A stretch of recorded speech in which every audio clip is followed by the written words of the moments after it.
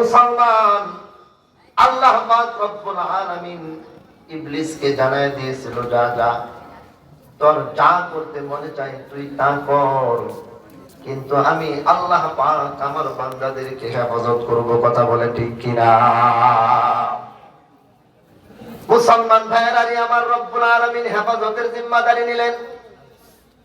এই জন্য আদম সন্তান যখন ওই দুনিয়ার বুকে আগমন করা শুরু করলো, রব্বুল আলামিন আব্বাদান আদম আলাইহিস সালাম থেকে শুরু করে আমার নবী, আপনার নবী, বিশ্ব নবী মুহাম্মদুর রাসূলুল্লাহ সাল্লাল্লাহু আলাইহি ওয়াসাল্লাম পর্যন্ত 1 লক্ষ মতান্তরে 2,24,000 নবী রাসূল প্রেরণ করলেন, যাতে করে সকল নবী এবং রাসূলগণ মানুষের কাছে গিয়ে গিয়ে এই কথাটা বুঝাইতে পারে, সাবধান সাবধান, ইবলিসের কথা মতো দুনিয়াতে চলা যাবে না।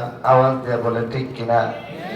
কারণ ইবলিস হলো আমাদের বাবার শত্রু, আদম আলাইহিস সালামের শত্রু। ঠিক কিনা বলে? আমাদের আব্বাজানকে ইবলিস জান্নাত থেকে বের করেছে।